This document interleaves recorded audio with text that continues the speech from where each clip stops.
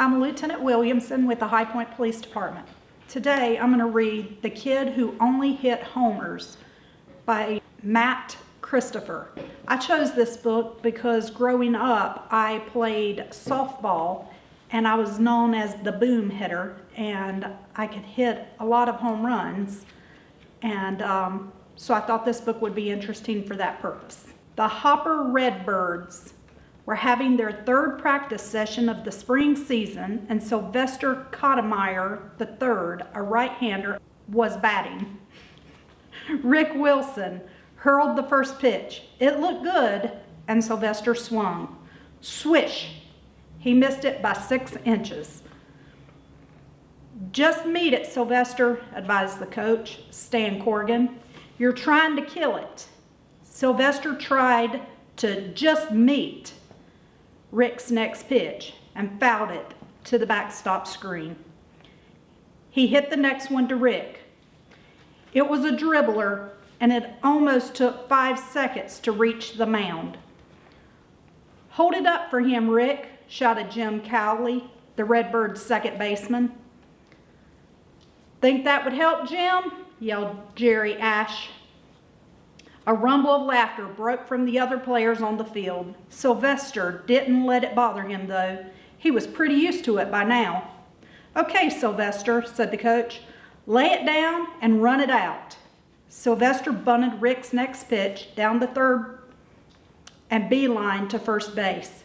His stocky build and short legs didn't exactly help him be a very fast runner. He had hoped that by now he would show some improvements in his playing. If there was any, it was so slight no one seemed to notice. His performance in the outfield wasn't any better than it was at the plate. Mr. Beach, the assistant coach, was knocking flies out to the outfielders, and Sylvester missed 3 out of 4 that were hit to him.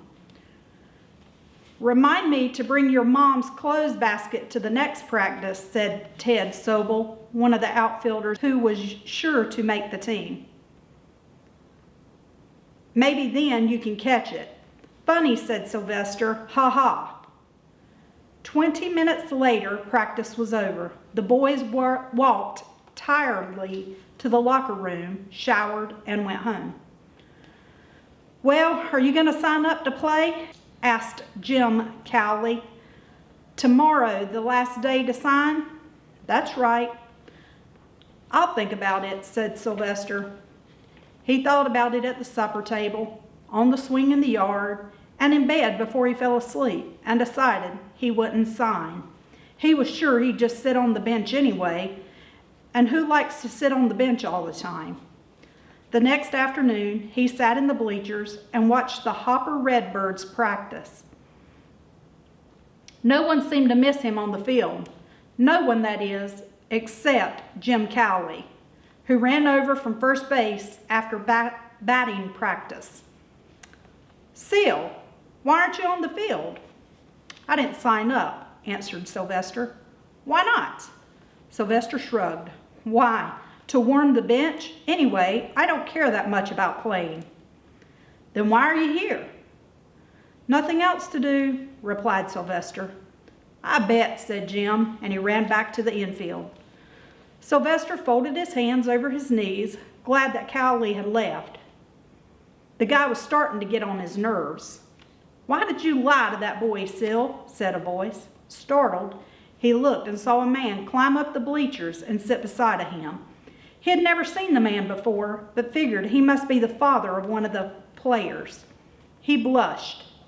The man smiled and put out his hand. Sylvester put his hand into it and felt the man's warm grip. I'm George Baruth, said the man. You're Sylvester Cottemeyer, the third, aren't you? Yes, I am, said Sylvester, and frowned. George Baruth. There were no Baruths going to Hopper Junior High that he knew of. Are you looking for me? George Baruth's blue eyes crinkled at the corners. He was a big man with a round face and a nose like a large strawberry.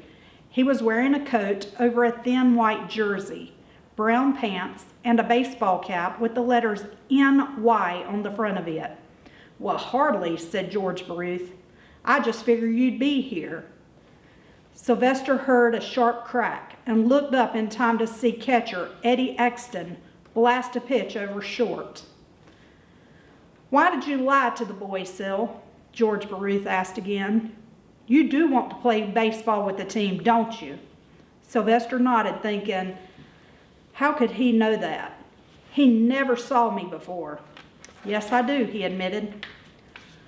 "Well, don't lie about it. You didn't fool Jim, and," he grinned broadly, "you don't fool me."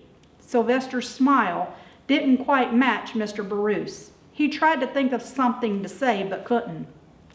He never was much of a talker. "Sil," said Mr. Baruth, "I don't like to see a boy watch a game from the bleachers while his heart bleeds to play."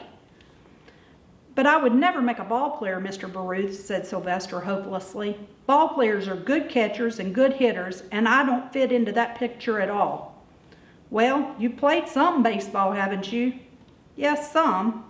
"Okay, stick around after the Redbirds finish their practice." Sylvester stared at him. "Why?"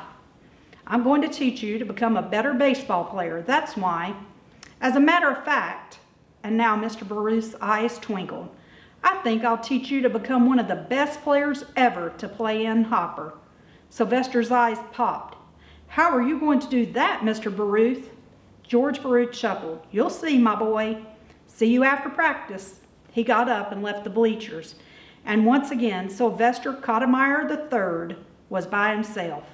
He kept watching the Hopper Redbirds practice hitting, and then watched the coach knock grounders to the infielders. But all the time he kept thinking about George Baruth and his promise. "He's just pulling my leg," thought Sylvester. "Nobody in the world could ever help me become a good ball player." Sylvester looked over his shoulder, expecting to see Mr. Baruth getting into a car or walking on the sidewalk. The man was nowhere in sight. He sure could vanish fast, thought Sylvester. He turned his attention back to the practice session.